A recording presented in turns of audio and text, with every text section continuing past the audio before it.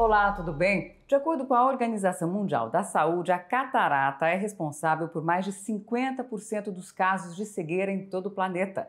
Para falar sobre o assunto, começa o dia aqui com a gente o Dr. Jefferson Adriano Drus, que é oftalmologista. Obrigada pela presença, Dr. Jefferson. Eu que agradeço a oportunidade. Primeiro, vamos explicar o que é exatamente a catarata.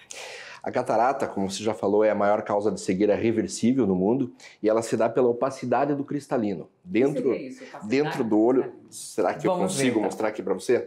Dentro do olho, isso aqui é o nosso olho visto de perfil, nós temos uma lente que é, como o nome já diz, absolutamente cristalina. Ela fica nessa posição. Com o passar dos anos, isso na catarata senil, que é a maior causa das cataratas, ela vai opacificando, ela começa a ficar nessa forma. Opaca normalmente assim, da periferia para o centro e chega até um ponto onde ela fica totalmente opaca. Então a luz que entra pela pupila e tem que ser focada na retina não consegue mais fazer esse trajeto sem ser obstruída por essa opacidade. Então a cirurgia consiste na retirada desse cristalino. Hoje tem a cirurgia por facoemulsificação, tem a cirurgia por laser, que é a mais atual no momento, e a gente substitui essa lente, tem que ter alguma coisa no lugar desse cristalino, por uma lente artificial.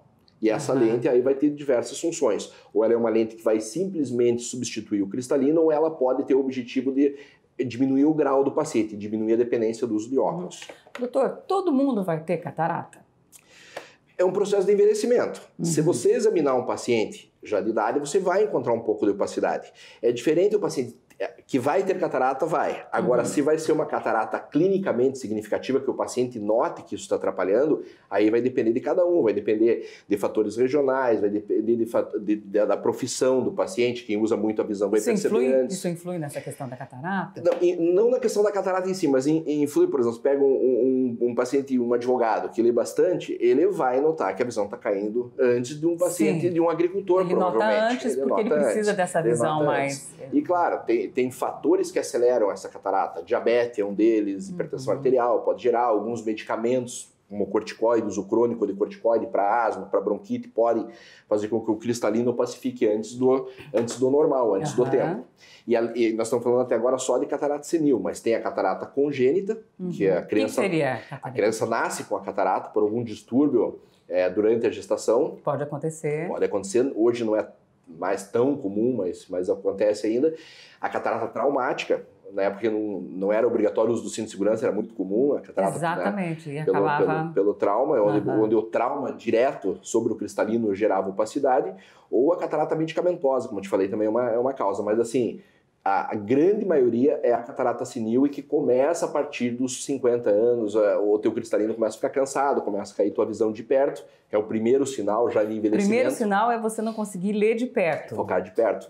Então, por exemplo, você nunca usou grau. Você chegou nos 40 anos lendo longe... Sem precisar de óculos. Sem precisar de óculos. Só não precisa de óculos até os 40. Até os 40. Tem paciente que chega no consultório e fala assim, olha, eu fui dormir enxergando e acordei ruim para perto. Isso pode acontecer de repente. O teu cristalino começa a mostrar sinais. E isso tem várias situações que pioram. O paciente que está mais cansado, o cristalino foca um pouquinho menos. Então, tem várias situações que vão alterando isso. Mas vai chegar uma hora que ele não vai enxergar de perto. Ele vai começar a ter que afastar para focar. Mas isso não é presbiopia? É presbiopia, mas é o primeiro sinal de uma falência do cristalino.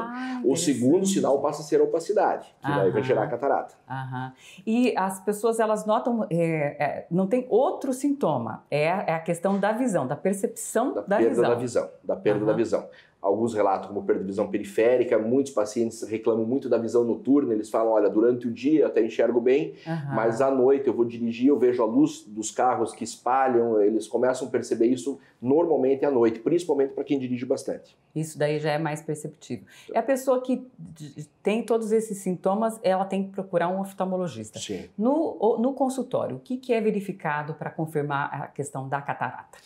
Na realidade, O normal é você fazer uma consulta oftalmológica por ano. Né? Então você vai fazendo a troca do óculos e vai chegar um momento que o paciente percebe que mesmo trocando o óculos, colocando um grau mais forte, ele não tem aquela qualidade visual que ele tinha antes. Aí para fazer o diagnóstico se isso é uma catarata mesmo, tem alguns exames que a gente pede, faz uma dilatação de pupila, consegue observar bem o cristalino e você vai ver essa transparência, se está preservado ou não. Né? Tem exames como o da lâmpada de fenda, onde você consegue ver esse cristalino e ver se ele perdeu essa transparência.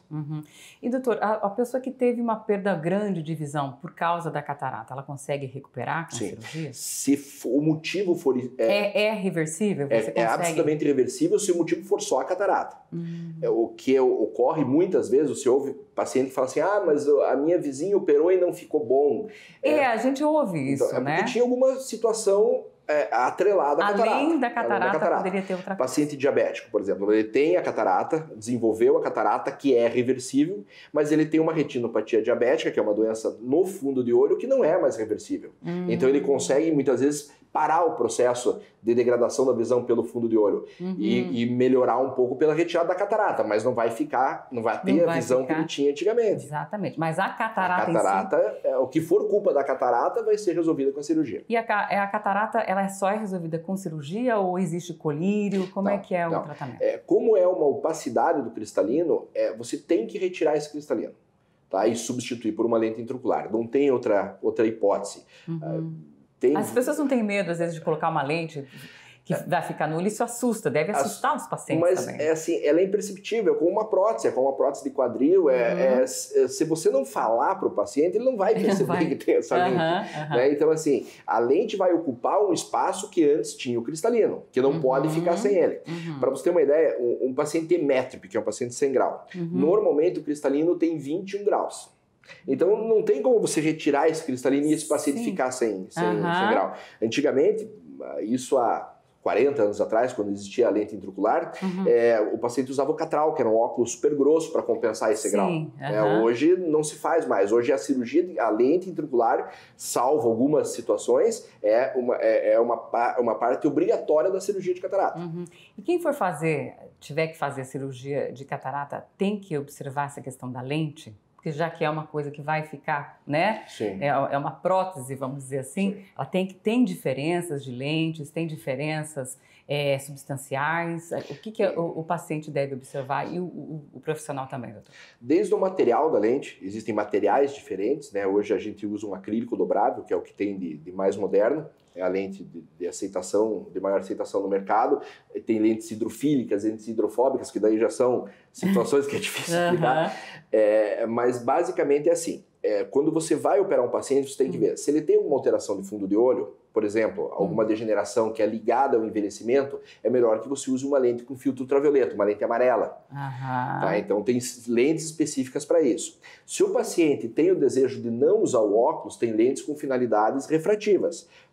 Uma outra situação, o paciente tem um astigmatismo, que até 5 anos atrás não tinha correção.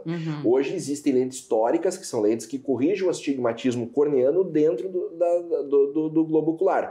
Então, quando você tira o cristalino, você já compensa, tem exames que mostram, pré-operatórios que mostram isso, você já compensa esse astigmatismo corneano na lente intraocular. Então, tem gente que, por exemplo, faz a cirurgia de catarata, enxerga melhor do que enxergava antes, se ela for corrigir todas essas... Ela deixa de ser dependente do uso de óculos.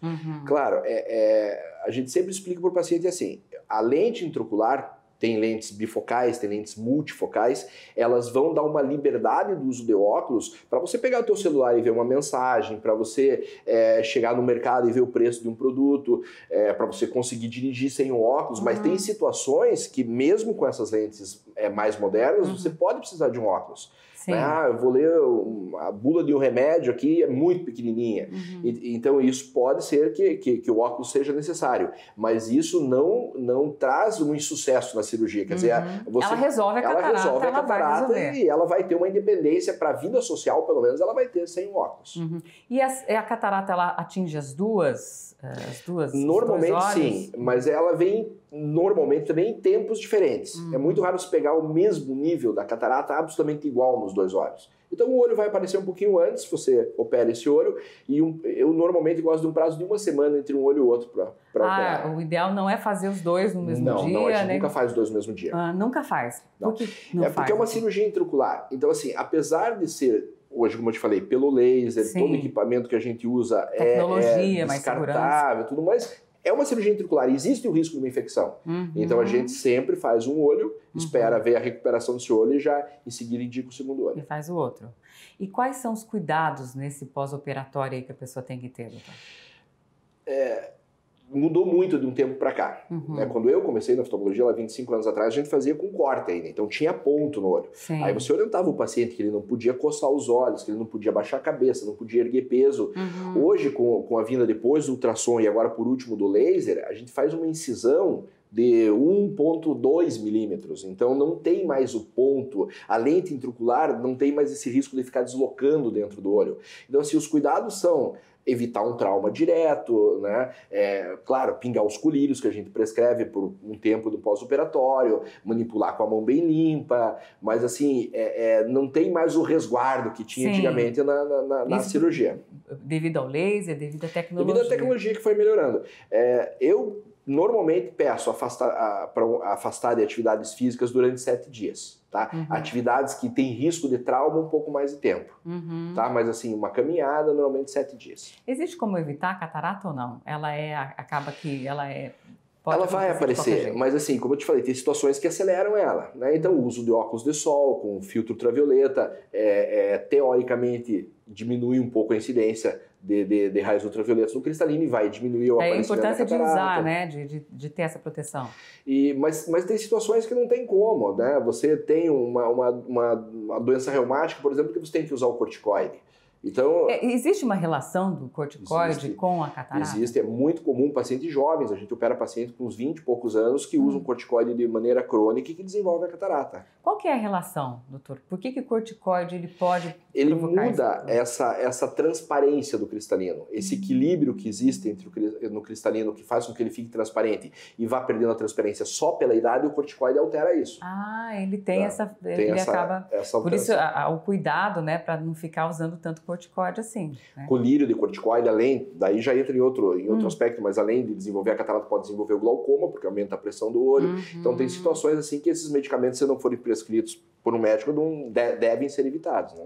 Que é o corticoide, né? É o corticoide. Tem outros medicamentos também que pode gerar daí alterações de fundo de olho, hidroxicloroquina, por exemplo, que é um medicamento que uso muito para artrite reumatoide, para diminuir a dor articular. Ele faz depósito na retina, daí não no cristalino, mas também altera a visão. E doutor, por exemplo, às vezes as pessoas estão com algum problema no olho, o olho está coçando e vai numa farmácia e compra um colírio. Isso é perigoso? Sim.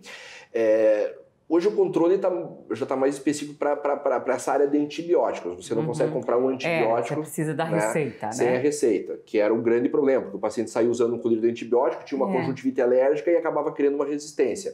Mas mesmo assim o corticoide ele consegue comprar. Então o que a gente recomenda é assim, uso indiscriminado é só colírio lubrificante. Esse não tem problema? Esse não tem problema. Não vai alterar? Não, e tem ainda colírios lubrificantes que são livres de conservante. Então esse é melhor ainda, ele irrita menos o olho, mas é um colírio que pode ser usado a longo prazo. Qualquer tipo de colírio diferente do lubrificante é interessante que seja feito com uma prescrição médica.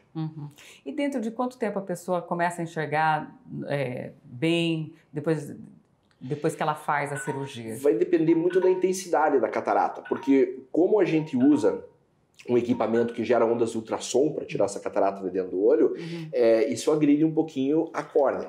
Então isso que eu queria ver, acaba agredindo, acaba fazendo. Sempre tem um pouquinho de agressão. Então assim, dependendo da quantidade de ultrassom que você usa, vai ser a recuperação visual. Se você usou pouco ultrassom, por isso que o diagnóstico precoce é importante.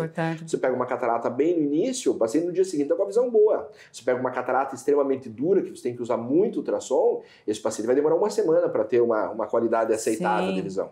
Então assim, o diagnóstico precoce é muito importante por isso. Criança pode ter catarata, doutor? Pode. A catarata congênita, né, que nasce com a criança, e o que não é incomum na criança é o trauma. Às vezes ele nem percebe que bateu e acaba desenvolvendo uma catarata. Daí o tratamento é o mesmo? É por lente, por cirurgia? É o mesmo. A catarata congênita, ainda até os 3, 4 anos, não é implantada a lente intraocular. Você vai fazer esse implante mais tarde. Tá? Na criança já a partir dos 7 anos, onde o olho já tem praticamente o olho do adulto, a gente já faz inclusive com a lente intraocular. E qual é a orientação que o senhor daria então para aquela pessoa que não está enxergando bem, já tem uma certa idade e precisa de uma orientação mais específica? Procurar um oftalmologista.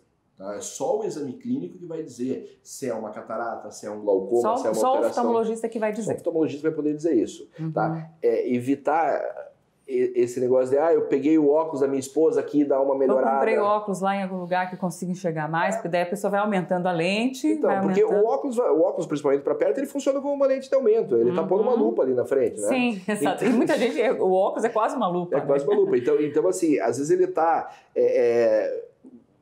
combatendo a catarata, que vai melhorar no início com o óculos mais forte, mas de uma maneira errada. Ele tem que fazer a consulta oftalmológica para descobrir a causa verdadeira. Tá certo, então. Obrigada pela entrevista, Dr. Jefferson. Eu que agradeço a oportunidade. Obrigada e obrigada a você também pela audiência, pela companhia. Até uma próxima oportunidade.